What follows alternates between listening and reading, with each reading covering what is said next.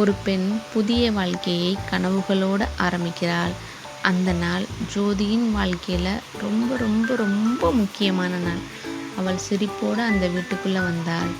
இதுதான் என் வீடு என்று மனசுக்குள்ளே நினச்சிட்டு உள்ள ரொம்ப ரொம்ப சந்தோஷமாக அவங்க ஹஸ்பண்டோட கையை பிடிச்சிக்கிட்டு வீட்டுக்குள்ளே வந்ததுக்கப்புறம் சடங்கு சம்பிரதாயம் அதெல்லாம் முடித்ததுக்கப்புறம் அவள் என்ன பண்ணுறா அப்படின்னா, வீடை நல்லா சுற்றி பார்க்குறா. எப்படி இருக்குது என்ன அப்படின்ற மாதிரி என்ன பண்ணுறா அப்படின்னா, நல்லா சுற்றி பார்க்குறா. சுற்றி பார்த்துட்டு ஸ்டார்டிங்கில் எப்பயும் போல் நல்லா தான் போயிட்டே இருந்திருக்கு. ஒரு நாள் காலையில் 5 மணிக்கு எழுப்பியிருக்காங்க. இங்கே இப்படி தான் நடக்கணும் அப்படின்னு அவங்க மாமியார் சொன்னாங்க. புதுசாகவே இருந்தாலும் அதை கற்றுக்கிறதுக்கு ட்ரை பண்ணுறா. கிச்சனில் நின்று அவள் சமைக்க ஆரம்பிக்கிறாள். என்ன சமைக்கணும் எப்படி சமைக்கணும்னு கேட்டு கொஞ்சம் செய்கிறாள். தெரியாமல் ஏதாவது தப்பு செஞ்சால் கூட அவங்க மாமியார், இது கூட உனக்கு தெரியாதா, உங்கள் வீட்டில் என்ன சொல்லி வளர்த்தாங்க அப்படின்னு கேள்விகளால் கேட்க ஆரம்பிச்சிட்டாங்க. அந்த வார்த்தைகள் அவளோட மனசை ரொம்ப ரொம்ப காயப்படுத்த ஆரம்பிச்சிருச்சு. நாட்கள் இப்படியே கடந்து போய்கிட்டே இருந்துச்சு. ஜோதிக்கு ஓய்வே இல்லை. காலையில் வேலை, மத்தியான வேலை, சாயந்தரம் வேலை அப்படின்னு கிச்சன்லேயே அவளோட பாதி நேரம்னு சொல்ல முடியாது, ஃபுல் டைமே கிச்சன்லேயே போய்கிட்டே இருந்தது. என்ன செஞ்சாலும் அவங்க மாமியார் திட்டிக்கிட்டே இருந்தாங்க. சின்ன விஷயத்துக்கு கூட திட்ட ஆரம்பித்தாங்க. அதனால் அவள் ரொம்ப ரொம்ப ரொம்ப ஒரு மாதிரி டிப்ரெஷனுக்குள்ளே போய் ரொம்ப கஷ்டப்பட்டாள். அவளால் முடியவே இல்லை. வீட்டில் எல்லா வேலையும் பார்க்குறா. வீடெல்லாம் கூட்டி தொடச்சி போட்டு அப்புறம் துணி எல்லாமே கையிலேயே வாஷ் பண்ணணும். ரொம்ப ஒரு மாதிரி எப்படி சொல்கிறது, ரெஸ்ட்டே இல்லாத மாதிரி லைஃப் போய்கிட்டே இருக்குது.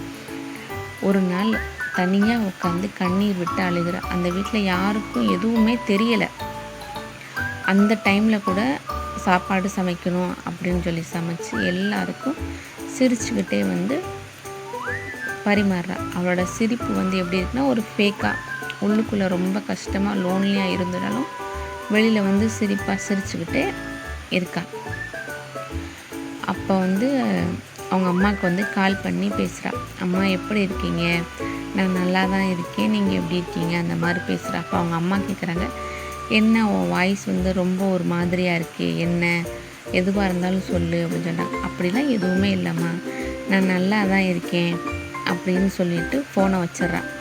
அவளால் சொல்லிட்டு வச்சுட்டாலே ஒழிச்சு அவளால் தாங்கவே முடியல. அழுகைய கண்ணீர் விட்டு அழுதுகிட்டே இருக்கா. தூங்கவே முடியல. ரொம்ப ரொம்ப ரொம்ப கஷ்டப்படுறான்.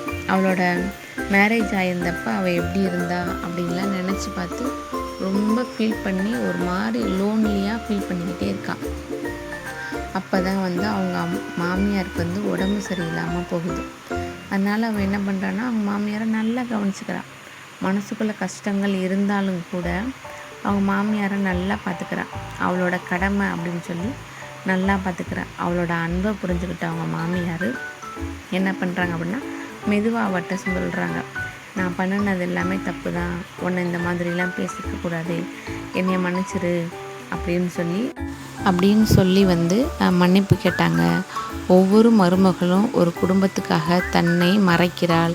அவளோட கஷ்டத்தை புரிஞ்சுக்கிட்டு அவளுக்கு கொடுக்கக்கூடியது பெரிய அன்பு, அது மட்டும்தான். அப்படி இருந்தாலே அவங்க ஒரு ஃபேமிலியை நல்லா ரன் பண்ணுவாங்க பீஸ்ஃபுல்லாக.